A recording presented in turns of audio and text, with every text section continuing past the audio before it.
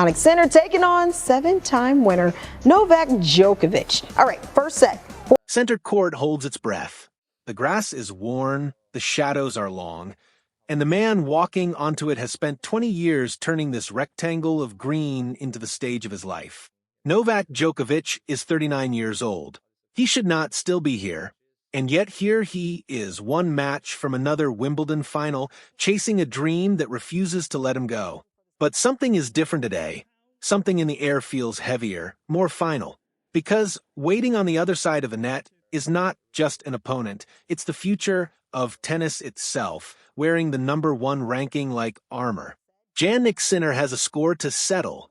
Months earlier in Melbourne, it was Djokovic who broke his heart in a semifinal under the lights. Today, on this most sacred of courts, Sinner has come to even that ledger, and he has no intention of leaving anything to chance. The first ball is struck, the crowd leans in, and almost immediately, you can sense it. This is not going to be the kind of 5-set war of attrition that has defined Djokovic's tournament so far. This is going to be surgical, because Sinner is serving like a man possessed, like every single point matters more than the last. Game after game, he holds with an almost eerie calm, giving Djokovic nothing, no rhythm, no opening, no crack in the wall to exploit. And Djokovic, the greatest returner the sport has ever seen, can only watch as his usual weapons fall silent. His ground strokes, normally so precise, drift long. His footwork, usually so sure, looks a half-step slow. Because the truth is, this body has already been through a war this fortnight. 3 brutal 4-set battles, just to reach the quarterfinals. And then, only days ago, an epic grinding ordeal against Felix Auger-Aliassime that stretched past 5 hours on this very court. 5 hours, at 39. The kind of afternoon that would break most men in half, and Djokovic simply refused to fall. But refusing to fall and having enough left in the tank to topple the world #1 are two very different things. And now, in the 4th game of the first set, we begin to see just how much that marathon has cost him. Still, he fights. Of course he fights. He is Novak Djokovic, and surrender has never been part of his vocabulary. Early in the set, his serve holds firm, and for a few fleeting games, it feels like maybe, just maybe, the old magic is still there, flickering beneath the fatigue. Then comes the moment that changes everything. For games apiece, Sinner steps to the baseline to return serve, and what happens next is less a tennis point than a demonstration, a masterclass, a statement of intent. He rips into the return, drags himself back into the rally with a stretching, desperate slice, then surges forward and crushes a backhand that leaves Djokovic rooted to the spot. Break point. And then the dagger, Sinner darts left, reads the danger, and lashes a backhand passing shot down the line so pure, so devastating, that Djokovic doesn't even attempt to move. The crowd gasps. The set is gone. And somewhere in that moment, you can feel the match tilting irreversibly toward the man in blue. Sinner serves out the set without a hint of nerves. 1 set down. But surely, the man who has authored so many miracles on this court has one more twist left in him? He tries. Oh, he tries. Midway through the 2nd set, Djokovic sniffs an opening, a soft, tempting drop shot from Sinner, sitting up, begging to be punished. He gets there. He has the shot. And then, agonizingly, he nets it.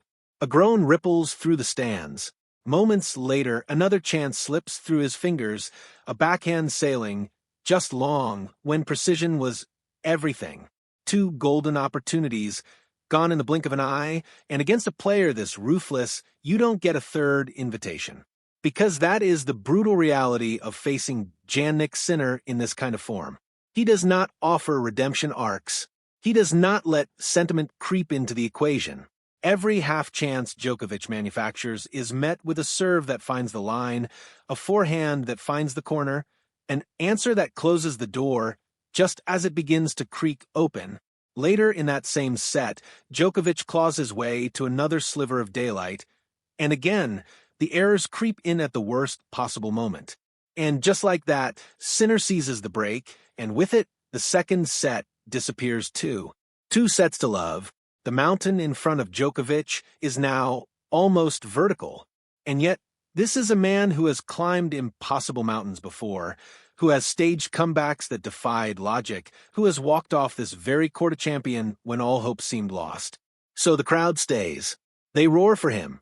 They will him forward with every ounce of noise they can generate, hoping for one more miracle, one more chapter in the legend. But miracles need fuel, and Djokovic's tank, after everything this tournament has demanded of him, is running perilously low.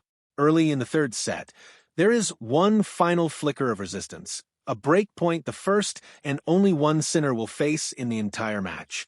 It is, in its own way, a small piece of history. Proof that, even in defeat, Djokovic never stopped pushing, never stopped searching for the crack in the armor. Sinner's response says everything about where his game is right now. An ace straight down the middle, then two more thunderous serves to slam the door shut. The chance vanishes as quickly as it appeared. From there, it is a formality wrapped in inevitability. Sinner tightens his grip, breaks again to move ahead, and simply refuses to let go.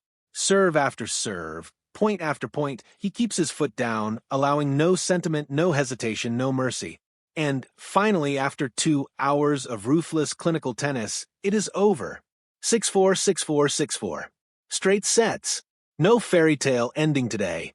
Djokovic walks off having given everything he had left, and for a 39-year-old body that had already survived a 5-hour war just days earlier, reaching this semifinal at all is its own extraordinary achievement.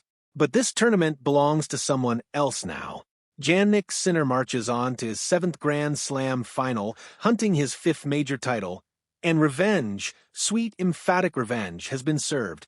Waiting for him on Sunday is Alexander Zverev, fresh off his own commanding win, the reigning French Open champion, hungry for a crown of his own.